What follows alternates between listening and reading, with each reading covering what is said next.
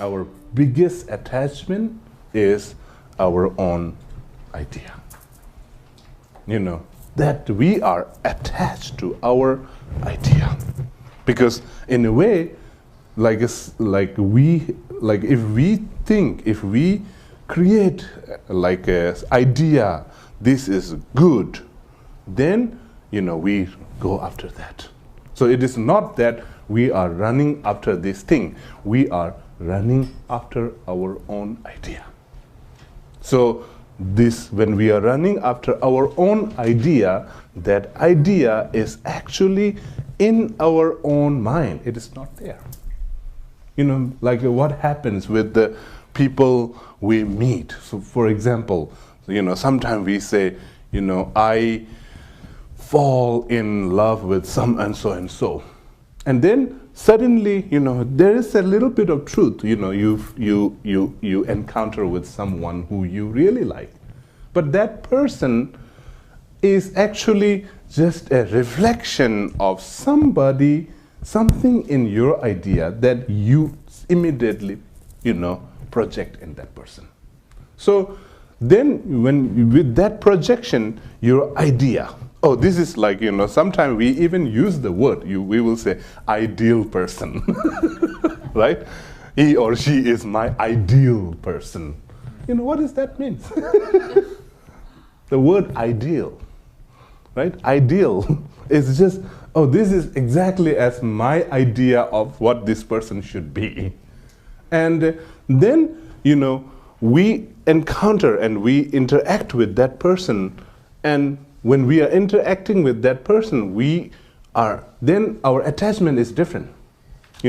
Our idea, because we attach to that idea, and then slowly when we get together with that person, and many of the things that are coming out of that person is not exactly as our own idea, right?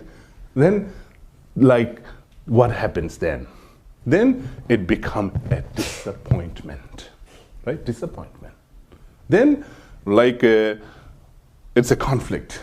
First, I thought this person is what my ideal person is.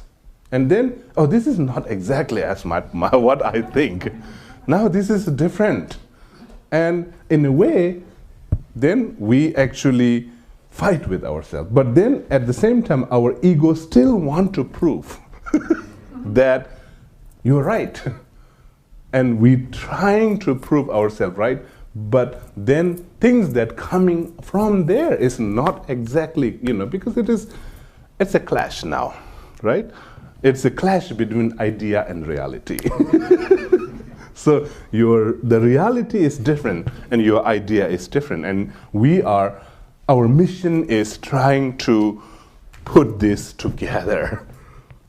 And in a way, it is impossible, right?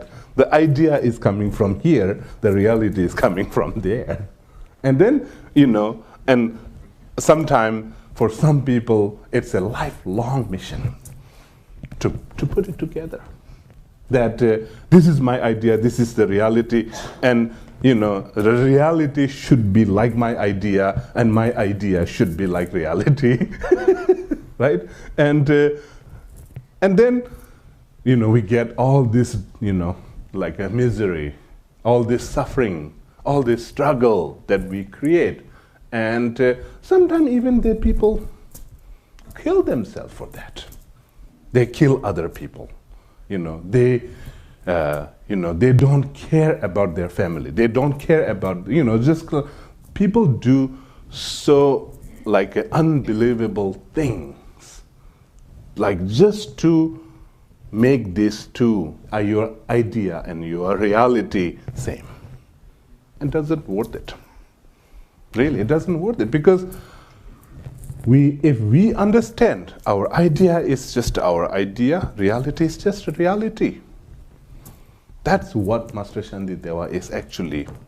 So, isolate it. Separate it. Your idea is different from reality. Your reality is different from your idea. And then, if we really see this clearly, distinction between the reality and the idea, the story and the truth, if we see that, then we will be much more clear. In that clarity, meditation is so easy, right? Then meditation, like, we don't really have to struggle so much in, meditation. Because many things that we struggle in our meditation is because we have a very strong belief in our own stories that we let ourselves carried away. So that is why the first step is to see that. That takes a courage. That is courage.